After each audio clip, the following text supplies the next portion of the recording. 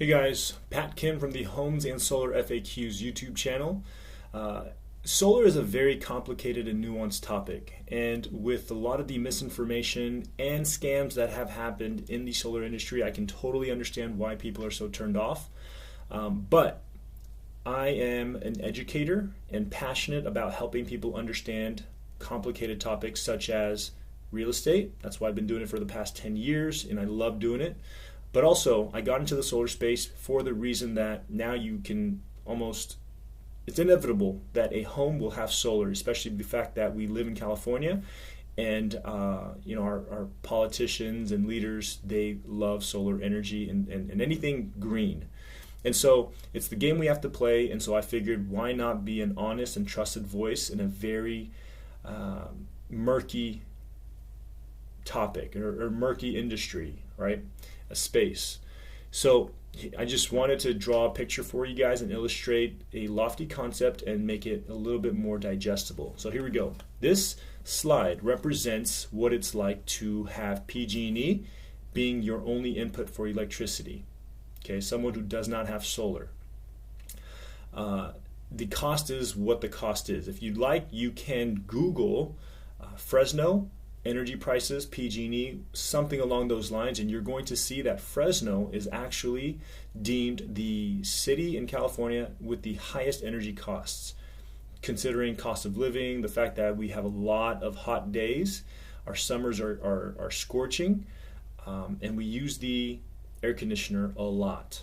So using all of those different the facts, I guess, we have been deemed the city that pays the most amount of money for electricity. Okay, so let's go to the next slide and see how this compares. It represents next year, or really it's the future, right? With no solar, historically speaking, PG&E increases their rates by anywhere from 5 to 6% a year, but the latest trend, the last 5 years or so, it's been closer to 20 to 40%, exponentially higher. Essentially, you don't have a choice or an option because PG&E is the only utility company that we can pull from. It's not like a deregulated Texas where companies compete and have competitive pricing for electricity. This homeowner is basically paying more for the same amount of electricity. That's, sure, we're going to have to assume a little bit, but essentially what I wanted to convey is it doesn't matter if you guys try to use less or conserve more the next year, it's still going to cost you more. That's essentially the principle that I just wanted to communicate. Essentially, you're trapped and you're 100% dependent on PG&E, unfortunately. Next.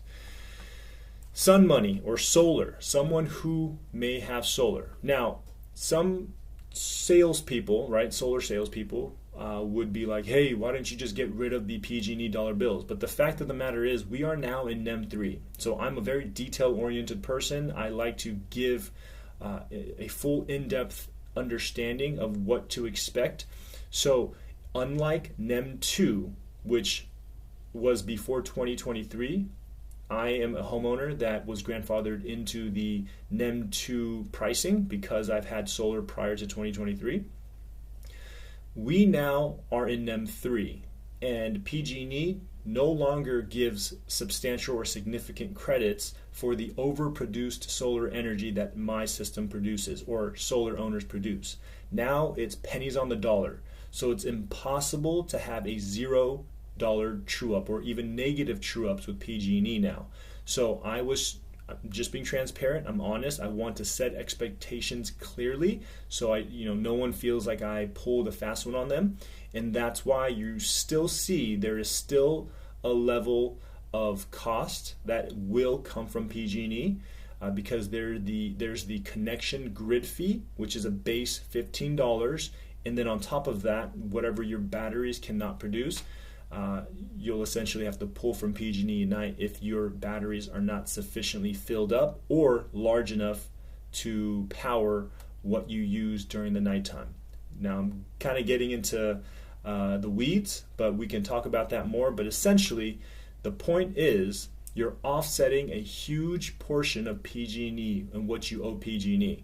as you can see, PG&E has bills compared to the cost that you will pay for your solar.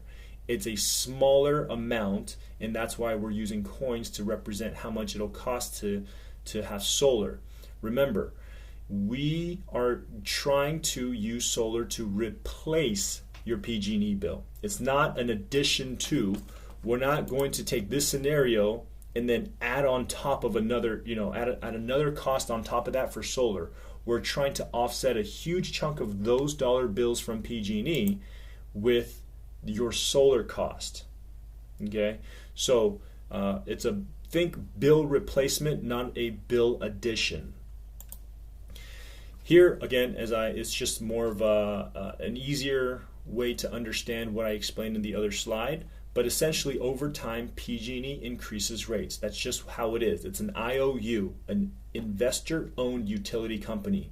In order to stay in business and they have to keep their investors happy. If their investors don't profit or make money, they will pull their money out, and that's not good for PG&E.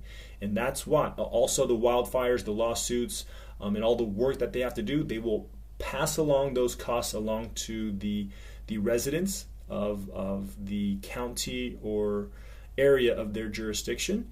And so this is just communicating the fact that PG&E will always increase rates, and it would continuously increase over the years. Whereas solar, it's a contract protected cost. You pay what you pay for the next 25 years until you pay off your system, and virtually you're paying $0 for the energy that your system produces. And that's what this represents. Let's go to the next slide. All right. This slide is as if you had solar in it's what it looks like in the future. So 5 to 10 years later, think of you could be paying $3.25 per gallon of gas. Imagine if you could do that. Or a little bit more, relatable is driving a plug-in hybrid car. You still need a little bit of gas, but because you can plug it in and charge it with a lesser costing, less expensive, sorry for my choice of words, a less expensive form of energy of electricity, you can go the same or further distance but pay less for fuel. So think of it as driving a plug-in hybrid car. Sure, you're going to use a little bit from PG&E, but majority of your electricity will come from your solar, and that's going to save you a ton of money, especially over the years. You may not, it's not like NEM 2 where you're getting huge credits, so you may not be saving $200 a month right off the bat, but still, over time, remember, because PG&E increases rates over the years, the longer you wait and the longer you have a solar, the bigger the savings gap becomes. And so you save more over time. That's a very complicated concept for me to communicate sometimes, because a lot of the times when we give a new homeowner who's thinking about getting solar a price, they're like, that's only like $15 that I'm saving. It's not worth it for me. It's rarely the case. It's usually significantly more than that, but essentially they don't see how valuable solar can be, because we need them to see 5, 10, 15 years into the future. That's when you start seeing the $5, $6, $7, $10, $20,000 of savings in electricity costs. So let's go to the next slide. This is a picture of what it would be like if you had solar for the entirety of the contract. So the typical contract is going to last anywhere from 20 to 25 years. And after your 25 years are up, let's say your system is paid off, and also we're assuming an ownership system, by the way, not a PPA. You own the system outright, and your payments to the solar company ceases or stops. So you don't pay any more for your solar system every month. At that point, You basically are pulling from your system free of charge. Whatever the system produces goes straight to your home, and you don't have any more payments for solar going out. And last but not least, to compare 25 years later with no solar, it's going to be a lot higher, a lot more expensive. Imagine if you were paying $6.50 per gallon of gas. It probably would be closer to 7 or 8. We'll see.